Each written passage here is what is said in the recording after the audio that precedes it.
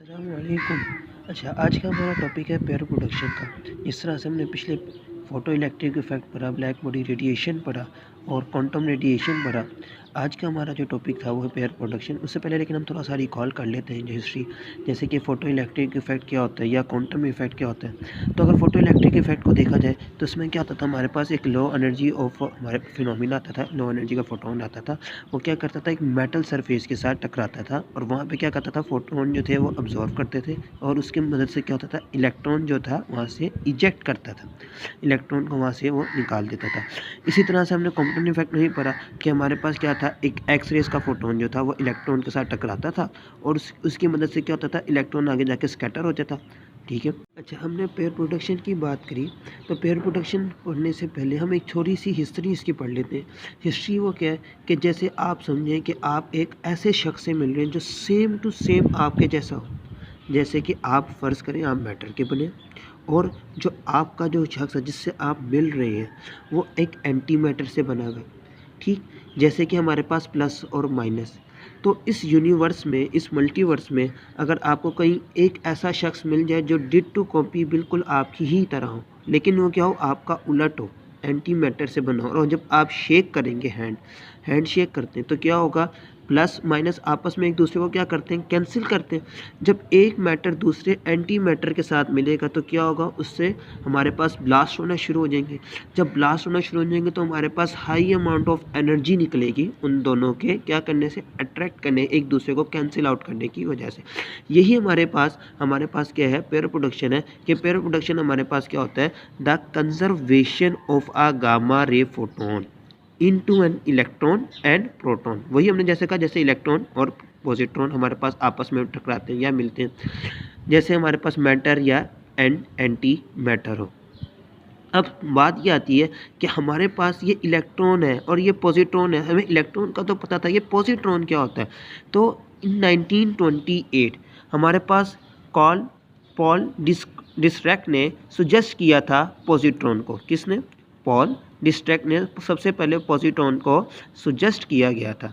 उसी के बाद 1932 में एंडरसन ने डिस्कवर कर दिया था पॉजिट्रॉन को।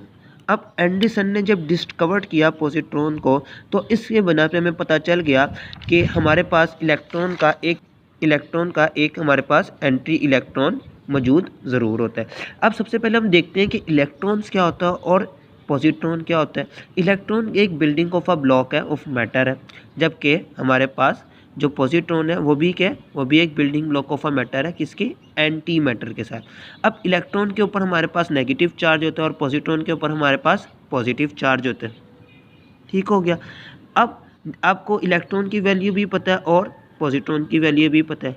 हम अब ये देखते हैं कि जब एंटी मैटर और मैटर आपस में एक दूसरे से टकराते हैं तो हमारे पास क्या बनता है, एक गामा रेज बनती है। क्या बनती है? इलेक्ट्रॉन और पॉजिट्रॉन जब भी आपस में एक दूसरे के साथ इंटरेक्ट करते हैं तो हमारे पास एक गामा रेज का फोटोन बनता है। अब ये देखें, ये गामा रेज जब न्यूक्लियस के साइड से गुजरेगी या उसके पास से गुजरेगी तो इसमें सबसे पहले क्या है, कोई फिजिकल इंट्रैक्शन नहीं होगी, या न्यूक्लियस और इस गामा रेज के दरमियान कोई फिजिकल, इसमें सिर्फ क्या होगा, इसमें क्वांटम फिजिक्स की इंट्रैक्शन होगी, जिसके ज़रिए क्या होगा, जब ये गामा रेज न्यूक्लियस के करीब आएगा तो न्यूक्लियस क्या करेगा, रिकॉइल करेगा। क्या करेगा? रिकॉइल करेगा, पीछे आएगा। जैसे कि हम जब गन को शूट करते हैं, गन से बुलेट को शूट किया गया तो क्या होता है कि बुलेट आगे जाती है और गन पीछे आती है। तो जैसे हमने law of conversation of momentum में भी पढ़ा था कि हमारे पास कि एनर्जी क्या होनी चाहिए, हमारे पास ज़ीरो होनी चाहिए, एनर्जी क्या होनी चाहिए, ज़ीरो होनी चाहिए। तो इसी तरह से जब ये गामा रेज न्यूक्लियस के इलेक्ट्रिक फील्ड के पास से गुजरती है या न्यूक्लियस के पास से गुजरती है तो हमारे पास क्या होता है, एक हमारे पास पॉजिट्रॉन निकलता है और एक हमारे पास इलेक्ट्रॉन निकलता है। इन दोनों की डायरेक्शन हमेशा ऑपोजिट होगी। क्यों? क्योंकि देखें यहाँ पे हमारे पास जो वाई एक्सिस है तो वाई एक्सिस हमारे पास ज़ीरो है। जब वाई एक्सिस ज़ीरो है तो इसी की वजह से हमारे पास इन दोनों की जो डायरेक्शन है वो भी क्या होगी, ज़ीरो होगी। दूसरी चीज़ यहाँ पे हम कैलकुलेशन ऑफ रेस्ट मास पढ़ लेते हैं कि देखते हैं कि कैलकुलेशन ऑफ हमारे पास रेस्ट मास ऑफ इलेक्ट्रॉन की कैसे होती है। हमें पता है कि E = m0c², ये हमारे पास किसकी, आइंस्टाइन मास इक्वेशन की हमारे पास ये क्वेश्चन है। अब E की वैल्यू ई जो है ई हमारे पास ये रेस्ट मास है और एम की वैल्यू हमें पता है कि 9.1 मल्टीप्लाइड बाई 10⁻⁻31 होती है। सी की वैल्यू 3 मल्टीप्लाइड बाई 10⁻8 होती है। हमने इसका स्क्वायर ले लिया, इन दोनों को हमने मल्टीप्लाई किया तो हमारा आंसर क्या आएगा, जाउल में आएगा। हमने तो इलेक्ट्रॉन वाट में तब्दील करना, तो इलेक्ट्रॉन वाट की वैल्यू लगाई, जाउल की वैल्यू लगा कर दोनों को डिवाइड किया तो हमारे पास आंसर किस में आ गया, 0.511 मेगा इलेक्ट्रॉन वाट में। अब ये तो हमारे पास एक इलेक्ट्रॉन की वैल्यू हो गई।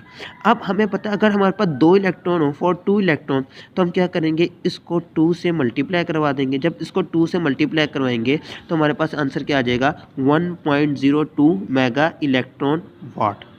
तो यही हमारे पास पेयर प्रोडक्शन था।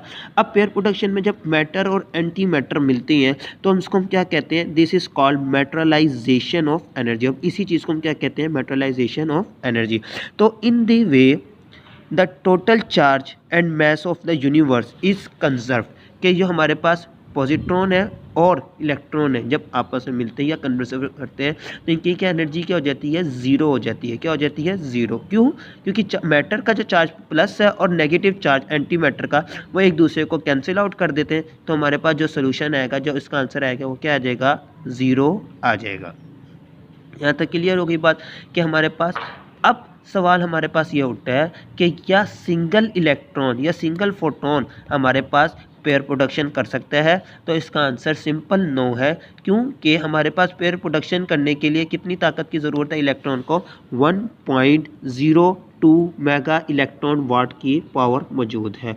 तो इसकी वजह पे हमें क्या चाहिए कि हमारे पास सिंगल इलेक्ट्रॉन कभी भी पेयर प्रोडक्शन नहीं कर सकता। दूसरा सवाल हमारे पास ये उठता है, क्या वैक्यूम के अंदर हम पेयर प्रोडक्शन को कर सकते हैं। तो इसका भी आंसर आपके पास नो है, क्योंकि पेयर प्रोडक्शन के लिए आपके पास रेजिस्टेंस होना ज़रूरी है ताकि एक दूसरे के साथ ये इंटरेक्ट कर सकें। वैक्यूम में ये न्यूक्लियस और गामा रे एक दूसरे के साथ कभी भी इंटरेक्ट नहीं कर सकेंगे, जिसकी वजह से हमारे पास पेयर प्रोडक्शन वैक्यूम में होना ना होने के बराबर, वहाँ पे होती ही नहीं है पेयर प्रोडक्शन। और जैसा कि मैंने आपको बताया कि हमारे पास एक पॉजिट्रॉन होता है और दूसरा हमारे पास इलेक्ट्रॉन होता है। अब ये जब दोनों आपस में एक दूसरे से मिलते हैं तो इसकी रिज़ल्ट में हमारे पास क्या मिलता है, एक दूसरे के एक गामा रेस हमारे पास निकलती है। तो इलेक्ट्रॉन और पॉजिट्रॉन जब भी आपस में एक दूसरे के साथ मिलते हैं तो हमारे पास ये जो गामा रेस बनती है इसको हम क्या कहते हैं, annihilation of a matter. Hopefully मुझे उम्मीद है कि आप सबको ये समझ आ गया होगा। नेक्स्ट टाइम इंशाल्लाह हम नेक्स्ट टॉपिक के साथ मिलेंगे। अभी के लिए अल्लाह हाफिज़। देखें कि जब हमारे पास न्यूक्लियस रिकॉइल करता है एनर्जी के साथ, जो बना होता है कि जब भी हमारे पास गामा रेज आएगा और न्यूक्लियस हमारे पास रिकॉइल कर देगा तो देखें, take up the recoil energy, conserve the energy and momentum. तो हमारे पास एनर्जी क्या हो जाएगी, मोमेंटम हो जाएगी। तो हमारे पास इसकी फाइनल इक्वेशन क्या आती है, तो देखिए HF is equal to 2m0c का square plus kinetic energy of electron negative और plus kinetic energy electron is positive. तो ये हमारे पास क्या है, पेयर प्रोडक्शन की फाइनल इक्वेशन है।